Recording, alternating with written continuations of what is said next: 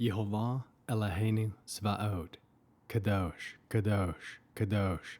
Please fill me and lead me with the Ruach HaKodesh, that I may speak your written words with boldness to those who listen. I ask all these things in Yeshua HaMashiach's name. Amen. We'll start with the Shema, listen and obey. Children of Yehovah, pay careful attention and respond. Yehovah is our power and authority. Yehovah works in unity with himself, and you shall act upon your love to Yehovah with your power and authority, with your thoughts in mind, with your entire body, with all the muchness that you have. Yod, He, Vav, He. Hand, behold, nail, behold. Judges chapter 2. Now the angel of Yehovah came up from the Gilgal to Bochim and said, I brought you up out of Egypt, led you to the land I swore to your fathers, and said, I will never break my covenant with you. You, for your part, are not to make any covenant with the inhabitants of this land, but must tear down their altars. However, you have not paid attention to what I said. What is this that you have done? This is why I also said, I will not drive them out before you, but they will be on your flanks, and their gods will become a snare for you.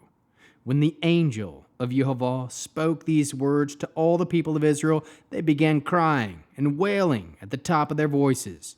So they called the name of that place Bochim, crying, and sacrificed there to Yehovah.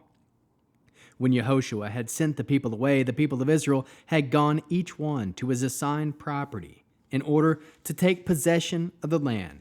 The people served Yehovah throughout Yehoshua's life and throughout the lives of all the older men who outlived Yehoshua and who had seen all the great work of Yehovah, which he had done for Israel.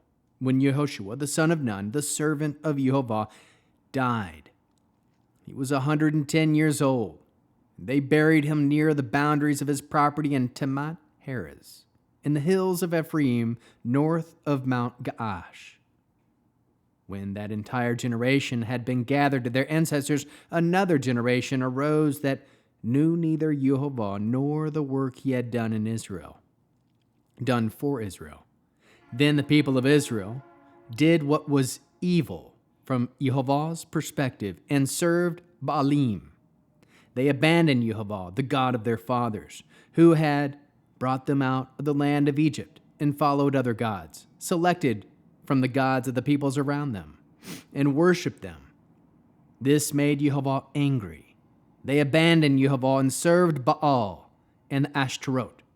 The anger of Yehovah blazed against Israel, and he handed them over to pillagers, who plundered them, and to their enemies around them, so that they could no longer resist their enemies. Whenever they launched an attack, the power of Yehovah was against them, so that things turned out badly, just as Yehovah has said would happen and had sworn to them. They were in dire distress. But then Yehovah raised up judges who rescued them from the power of those who were plundering them. Yet they did not pay attention to their judges, but made whores of themselves to other gods and worshipped them. They quickly turned away from the path which their ancestors had walked, the way of obeying Yehovah's mitzvot. They failed to do this. Then Yehovah raised up judges for them. Yehovah was with the judge and delivered them from the hands of their enemies throughout the lifetime of the judge. For Yehovah was moved to pity by their groaning under those oppressing and crushing them. But after the judge died, they would relapse into worse behavior than that of their ancestors, following other gods to serve and worship them. They abandoned none of their practices or stubborn ways. So the anger of Yehovah blazed against Israel. He said, because this nation violates my covenant, which I ordered their fathers to obey, and they don't pay attention to what I say, in the future I will not expel ahead of them any of the nations that Yehoshua left when he died. This is how I will test Israel, to see whether or not they will keep the way of Yehovah, according to it, as their ancestors did. So Yehovah allowed those nations to remain where they were, without quickly driving them out. He did not hand them over to Yehoshua. How can we learn to love our Creator after reading this interesting second chapter of Joshua? We can ask Yehweh to open our eyes to see the angel of Yehweh is in fact Yeshua, who is the one who spoke with the children of Israel as well as the one who led Israel out of Egypt. Serve Yehweh wholeheartedly, with obedience to his written word. Aim to know Yehweh, the work he has done for his chosen children. Do what is good from the perspective of Yehweh. Cling to Yehweh. Worship Yehweh wholeheartedly. Ask for the power of Yehweh be directed in your life.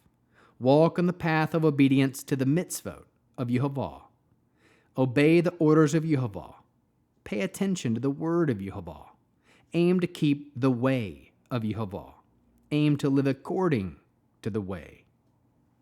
How can we love others as Yeshua loves us? We can encourage others to serve Yehweh wholeheartedly and observe to his in obedience with obedience to his written word.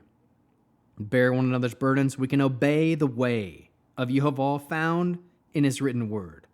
Produce spiritual fruit, love, joy, peace, patience, kindness, goodness, faithfulness, humility, self-control.